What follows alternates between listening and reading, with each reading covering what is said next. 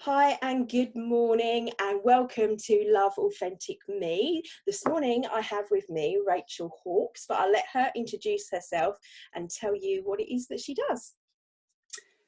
Good morning, everybody. Thank you very much for watching. I'm Rachel Hawkes, and I actually have three businesses, but my main one, which we're going to be talking about today, is mindful parenting. It's come on the back of a book that I wrote. So earlier on in the year, I had my first book published. A very mixed bag of great excitement and incredible anxiety, but I did it, and it's now out there in the big wide world, and I had such fantastic response that the mindful parenting platform kind of happened very organically. And it's not just going to be about mindful parenting, it will be split into kind of all aspects of mindfulness. So mindful parenting, mindful living, mindful working, mindful teaching. So it's going to be kind of evolving, but at the moment I run a lovely little Facebook group, all for mindful parenting, from people all over the world, and we kind of get in there and talk about the nitty-gritties of what it's like to be a parent and try to help each other along that journey. I love that. As a parent myself, I have to add, it's obviously totally unrelated to the questions, I try and do the same for myself, but it's having that, I'm an avid listener to Abraham Hicks, and so to try and take a step back and think positively and the positive aspects of them, I really do. I think it makes a difference, and my son falls to a meditation every night now. Oh, lovely. It's lovely to hear. Yeah, he's really into it. And the thing is, kids buy into it they don't have the preconceptions that adults have. Yeah. So actually, it's a really easy thing to bring in with children, because they just go, okay. Yeah. They're not looking for an explanation of why they should or shouldn't. They'll just have a go. Yeah, and see, and it works for them. So absolutely. Yeah. Can you describe yourself in 3 words? That's my next question. Well, that's an interesting one. I was thinking about that earlier, and then had a bit of a panic, because it's one of those things of how do you describe yourself, or how do others perceive you? If only 3 words, I think. It became, yes, I thought I'm not going to dwell on it too much.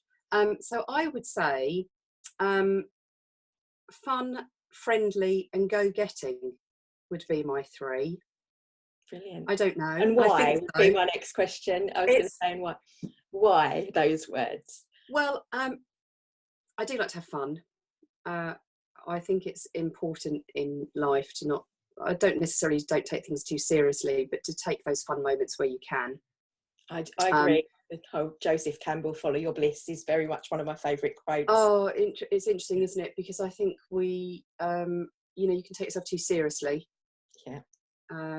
And then you lose the joy, yeah. which I don't, I'm quite conscious of trying not to do. And friendly, I kind of, all my businesses are based around that. I'm also a massage therapist, and that's a really integral part of working with individuals. Personally, my friendship circle is massively important to me, and also my professional circle. So it's all very well having professional relationships, but I think that making that a friendship is really important. It doesn't have to necessarily be a deep level friendship, but I think any connections that you can have, if you've got a friendly aspect to that, or even heartfelt, it comes from the heart. Yeah, absolutely. Then I think that's really important. And go-getter, because I'm very driven. I think that's brilliant. Lots of the women that we've had on our Wellness Wednesday all are, and I think it's part of that passion and wanting to serve comes across as part I think absolutely. I think when that drive to share at I don't necessarily mean at the expense of yourself, but I think that drive to share, when it's the sharing that is the key factor. Yeah. It then seeps into all parts of your life. Yeah. Okay, well, the next question is, what are you passionate about? I think that already comes across in the questions that we've asked you, but what is it that you are passionate about, or that drives you? Well, I think well-being. I think I'm really passionate about connections. I think most probably my number one word, especially this year, has been connections. It was my goal for this year to be conscious of my connections, and I think that sense of connection to others is lacking in a lot of people's lives, even within families. I think it's a sad thing, but I think it is. And I love the internet, and I'm a self-confessed tech geek, but the distance of text messages, emails, voicemails, they're a barrier to those connections in many ways. And I think, you know, face-to-face is changing. Look at us today. Yeah. You know, we're connecting today virtually, but we're still face-to-face. There's a great joy in being face-to-face and seeing people's facial expressions and how they respond. But on the other hand, I think the virtual connections allow another level of community that's never happened before. So our Facebook groups. Yeah, and know, globally. Yeah, I've got people in my Facebook. I had a lady join this morning from Australia. Yeah. You know, that's fantastic, because we're all in the same global community. Yeah. You know, the issues that we're all facing, dealing, struggling with, having joy with, having pain with, they go across, you know, gender, ages, continents. So I love the fact that technology enables that connection. I love that too, but I get what you're saying. It's kind of like a twofold, really, isn't it? I've been watching The Astronauts on Netflix with this One Strange Rock that's been narrated by Will Smith, and one of the things that's coming across is they're saying that by being up in space and looking down on the Earth and this sense of awe, you realise that very much, like you're saying with the internet and technology, that we are one. Everything is connected, and I think it makes us big rather than it's cross. Like you can be friends with. I mean, my best friend lives in Australia anyway, so at the same time, it's important to utilize it. But yeah, it can disconnect as well if people aren't then going out and meeting people as well. In addition to that, to enhance rather than to just be the only thing. Anyway, I was going to say, so it leads on to my next question. Actually, it's about friends and family and what they would say is your greatest gift. And I ask this normally because lots of people in wellness I know note that they are very good at encouraging other people, but sometimes it's reflecting on themselves. So that's why I say, what is it that friends and family compliment you the most on? What is it that they say they think is your greatest gift, or you think? I think it's connections again. I think one of my greatest gifts is seeing the connections between, you know, I've got a really good friend who's a physio and Pilates teacher. I had a client who was in need, and I said, actually, you should go and see her for private Pilates. I have got, you know, friends. I've got a really talented friend she's a fabulous gardener, and she makes beautiful wreaths. So you know, I've roped a few people in, and we're going to go and do Christmas wreath workshops with her. I have connections, or I don't, it's not a conscious thing, but I've realised that it's most probably one of my key strengths is just naturally kind of going, well, that fits with that. I know she loves doing that, so let's link those two together. And it's a lovely thing to be able to do, because it feels very organic. It doesn't feel like I'm going, oh, well, no, actually, she wants to make money there and you'll spend it. It doesn't feel like that. I'm looking at I try and look at the benefits for both. And I mean, my kids are always laughing because wherever we go, they all go, oh, do you know, wherever we go, you know somebody. What is that about? And I'm like, well, yeah. But I think I think with a lot of people in business, and I think unfortunately women tend to be a little bit more like this than maybe men are. People can be very, you know, this is my stuff. These are my people. These are my clients or tribe, or what, you know, whatever the new term is people want to use. And for me, I don't ever feel like that. I always look at the best thing for the people that are around me. And if that means that, you know, with Harmonia, for my massage business, for example, I will often lose a client because I will recommend that they need treatment in a different way. And they'll go, well, I can't afford to do both. And I'll go, that's fine. You have to do what's best for you. Yeah, but that's for the good of both of you, really. Yeah, and I think, you know, the same thing happens with, you know, with children. I think, you know, my girls are tweens, dreaded term, which I laughed at, and it is so true about the tweens. And they want to have all these friendships and do all these things, but they're still at that in-between age where they're not quite capable of sorting it out themselves. I don't know why. Yeah. I don't know why that is. Maybe they are still. But they're developing that, and they don't. Maybe it's that whole the beginning of that the social level goes up, doesn't it? So it's, what if somebody says no? What if I ask and they don't want to? So I, you know, making sure that you know the play dates still happen, or you know the friend comes around for tea, or what, you know, whatever it may well be. That'd be important to keep that kind of support going through. Okay. Right. So what led you to do what you're doing now? You sort of told us a little bit about that with the book. Well, it's been a natural progress, really. I actually started in the corporate world. So I spent 15 years in sales and marketing, and I wanted to have children, and I knew I couldn't stay in sales and be part-time, because back in the day you did not do part-time sales. So I had one of those epiphanies. I had the light bulb moment, and I thought, I want to stay in the corporate world, but I want to do something holistic. I want to bring well-being into the corporate world. I was on my own personal journey at that time, and had found yoga and meditation, and I kind of thought, I need to bring this in, because there wasn't anything out there really. So I quit my job, I remortgaged my house, and I paid for private massage tuition in a single swim.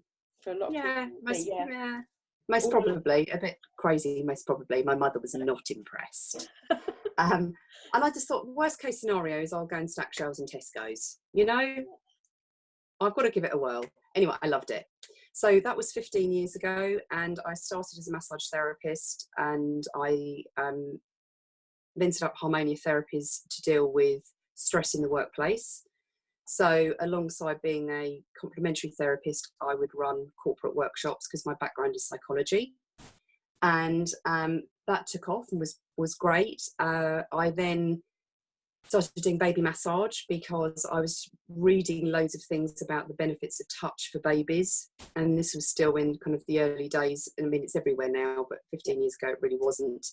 And I just thought, I've got to get involved in that.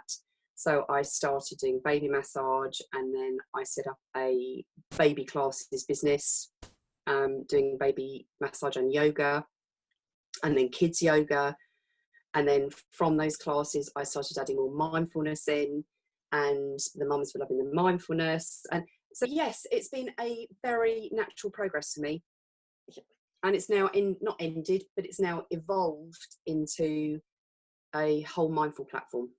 So, and it sounds like the children bit was always there in the beginning. The seeds of that were grown as well. I was going to say, what you said about your house and stuff. What has got to get to where you are at the moment? What has been your biggest challenge, and how did you get over that? Was that, you mentioned about the house, was that the mindset of just taking that leap, or was there something else that? No, I'm not bad at taking leaps. I'm most probably a bit of a natural risk taker, and I not live by, but one of my kind of core principles is, what's the worst thing that can happen? Yeah. If I can take that scenario of the worst that can happen, then I tend to put all other objections out. Yeah. So mine doesn't tend to be necessarily maybe mindset, but I think most probably one of my biggest challenges has been the desire to move all of this forward and still be a present parent Yeah. and be there for my kids. You know, they only went, my girls are 12, so they only went to secondary school last year. So I was still doing, you know, every school run, every parents' evening, on the PTA, all of those things, Stuff I'm doing and now. running, Yeah. and running a couple of businesses as well. And I knew where I wanted this to go. It actually didn't look like this, but I kind of knew where I was heading. But there just weren't enough hours in the day. Yeah. And I think it's that age-old adage that if you're not careful, you spend too long working in your business and you're not working on your business. Yeah, I've heard that a lot recently. Yeah, and I think it's a big thing. You know, I'm at a really great place in my businesses when my classes are fully booked. I've got a waiting list in all my Bit of Buddies classes. I've got a lovely client list with Harmonia, and I know where my mindfulness is going. But my time, that time to drive that forward is the thing. Yeah. I just need another day in the week. If I could make it an 8-day week, I would be really, really happy. Bless you. I know. It's a big ask. Big ask. Okay. Well, who and what has been your biggest influence? My kids. Yeah. 100%. I didn't even have to think about that when I was looking at the questions that you sent me. And I thought I don't like to overthink these things, because I think otherwise it all feels a little bit contrived. Yeah. And I just thought the first thing that came into my mind was my kids. Everything is driven by them. Yeah. And, you know, wanting your children to be proud of you is a big one. And the skills that I've learned professionally, making sure that they are integrated into my daily life.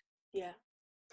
You know, it's all very well me talking to people about affirmations in a Facebook Live, but if it's not something I do with my kids, then it's a bit like, well, if you're not doing it, but you've got to be doing it. Yeah, and I think sometimes that is hard, as you were saying earlier. You know, it's, you know, sometimes that's a hard thing to do. You know, we're so busy sharing this and spreading this out there that we forget that it has to start here. It has to start in your own life. Yeah, and with you. And with you. Yeah. So yeah, they're my biggest influence, drive. And what is the first thing you do when you wake up? The first thing I do when I wake up is I set my daily intention. Yeah. Every day before my feet even hit the floorboards. Right. If you're having a bad or challenging day, what do you do to get yourself in a better feeling place? So say you are out of alignment for whatever reason. I spent 2.5 hours on the phone to Sky this morning, so I know exactly what you're talking about. Yeah. It can be a combination of things. I would like to say that I can go meditate, but I find that really difficult when I'm in either an anxious moment or stress. For me, it would normally be stress. My go-to doesn't tend to be anxiety. It tends to be that I get really. So essential oils really help me. I love using essential oils. I set my daughter off this morning with a little blend. So while I will either just take a moment and do some breathing with some essential oils, whichever I need at the moment. I'm very much drawn to citrus, so I personally use doTERRA because I think they're brilliant, and I would pick one of those. And I tend to, again, not overthink about it. I just kind of go, that's the one I'm going for. Or I walk my dog. Yeah. I get out and move my body and get some fresh air, and I'm able to find that headspace. I find if I try and meditate when I feel like that, I spend the time processing what's just happened. Yeah, your thoughts. Because I focus. say that rather than meditation, I think that in those situations, mindfulness works better for me. And being present and focusing. So a mindful walk, or like being present with the dog, and the smell is just, again, because that's how I always do my mindfulness and using the senses. And I find for me personally the same thing, that gets me out of that. And then if I want to go into a meditation, then I can sit there. But to try and go straight there, it just doesn't. Yeah, no, you're vibrating here, and it's just yeah, I feel like I'm clashing with my own thoughts, and trying to find that moment of space in between it. I'm just not able to do that. So if I physically do something, it automatically then creates that space. Okay, so kind of recapping here then. So what are the 5 things you do in your life for your wellness? You've mentioned some of these. But... Yeah, daily intention I think is really important. Yeah. I try and do it with my kids as well.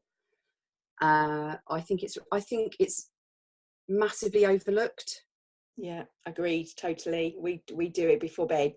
I get them to go over as well, to kind of set them up for the morning. Yeah, absolutely. I mean, that sense of gratitude and stuff at the end of the day, I think is fabulous, and it's a tool that I used when my kids are in primary school. I used every day. So the drive home would be the negative sandwich, I call it.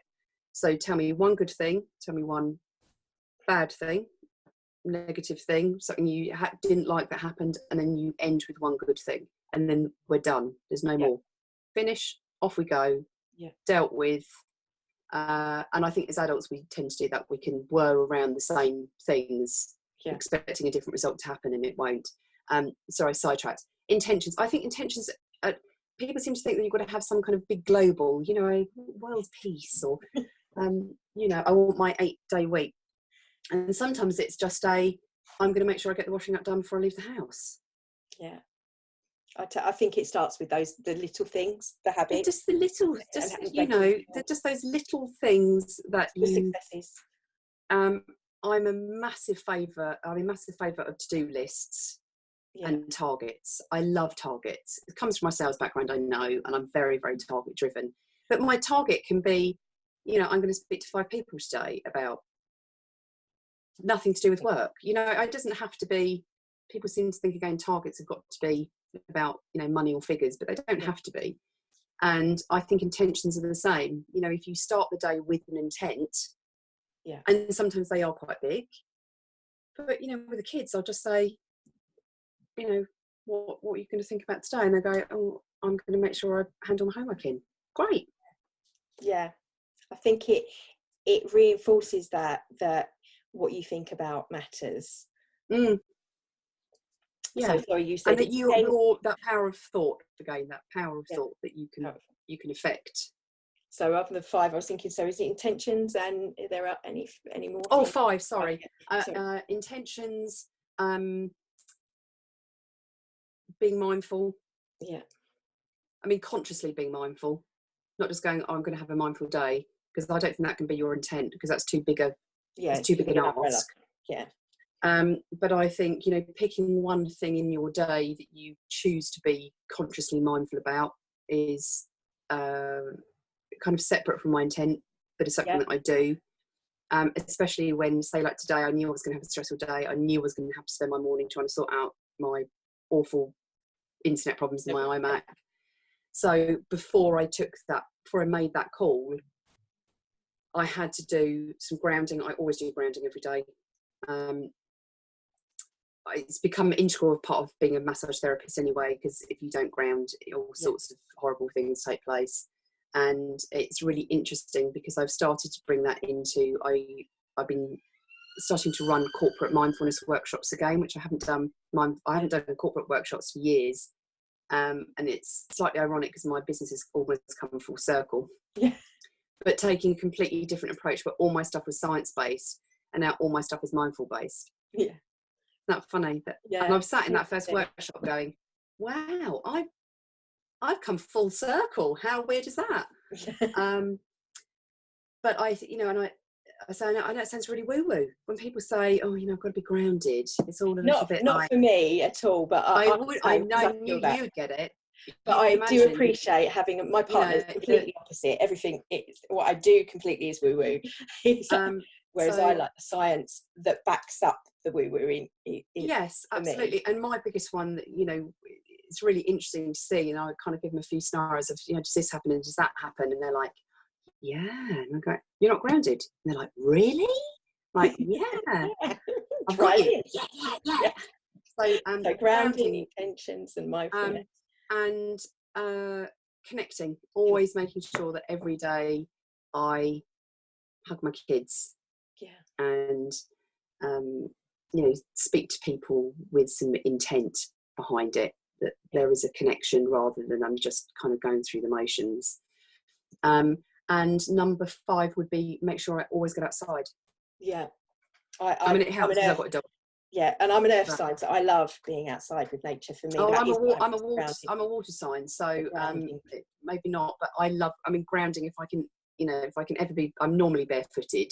Yeah, because I love being barefooted, and that is to do with my grounding. Yeah, my friends are laughing because I'm normally in flip flops until normally. Yeah, and they'll go, "Oh God, Rachel, really?" I'm like, "No." There's a lot of science that backs this stuff up, though. We mentioned the word woo-woo, and I often get that from family members who are very, very skeptical about this, what they consider woo-woo. But now I think it's coming along a lot with especially meditation. There's thousands of studies out there, as well as. It's fantastic because all of that. If I had a big ask, if you could wave your magic wand for me, please.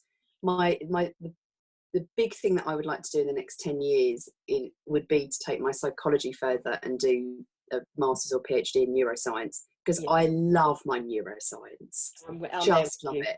Ditto. That's what I've been trying to learn. Just absolutely love it, and I go down massive rabbit holes with it, and over research loads of stuff, and then I realise that most people aren't really interested in all the stuff that I've just spent my time researching, and I have to whittle it down to the kind of the bare basics. But I love my neuroscience. The backing of that science combined with the art and traditions that we're talking about, and where it comes from, just make me go, they really do, and it excites me, and massively excites me. I'm there with you. I'm the same. I look at the ancient. I love Greg Barden for that reason. I'm assuming you must have heard of him and Joe Dismelzo. You'd love them because Greg Barden, he went round the world to debunk or whatever the right word is, and totally actually was turned, because he realised that all these ancient cultures had a knowledge in what we have now in modern science. It's based on what we know and the similarities and stuff, and what they were saying back then and what they used for their healing and all of the chakras and everything. It follows suit. So in 5 years, where do you see yourself from now? Where would you like to I have a 5-year plan. And are you happy sharing? I love sharing a plan, because once you put it out there, that's exactly what I ask people. You have to put it out there. If you don't put it out there into the universe, you can't expect the universe to be listening. So you have to put it out there, and that's that's why the book actually happened, was because I actually said it out loud, and then went, oh, I said it out loud, I've got to do it. Exactly. What's happening with it as well. To put things out into the universe and see what comes back. So my 5-year plan is that my mindful side really takes off and becomes a bit of a global platform, really, is my aim. And that all of that side just evolves together into one lovely big bundle of gorgeousness, and that it will allow me more space, time, finances to explore more with my kids, and take them on some journeys of their own, where I don't mean necessarily physical, but by that time, 5 years time, my kids are going to be 17, 18, and they're going to be starting the beginning of their adult life. And I want to make sure that they are as set up for that as they can be. Yeah, that's wonderful. So it's because mine are younger. I've got 6 and 7 year olds, so they're at that younger stage. So what have you got coming up at the moment, and how can people get hold of you with any links we can add? Sure. So I'm imagining that most of your audience are going to be interested in the mindful parenting group. I hope that would be fab. So we can put the link in, but it's facebook.com/groups/mindful tips. Yep. And it's a private group, so you have to obviously kind of apply to join. Yep. And I'd love to see them over there. I'm also over on Instagram as Rachel Hawks. Yep. And I also have the website, which is rachelhawks-mindfulparenting.com. Okay, that's brilliant. And thank you for joining us. Oh no, thank you so much. I've been really looking forward to it, and it's lovely. It's lovely that we could connect as well. Yeah, and the technology makes it happen. I love that. You know what? I may have been cursing for 2.5 hours this morning, but technology enables us to do it. And we've had a little bit of blips, I'm thinking on my end with the phone going, but I apologise for our people there. And we've gone, so I say thank you, love and blessings to our Authentic Me community. And thank you to Rachel for joining us. And we will look forward to hearing from you, and I'll share the links below. Lovely. Thanks very much, everybody.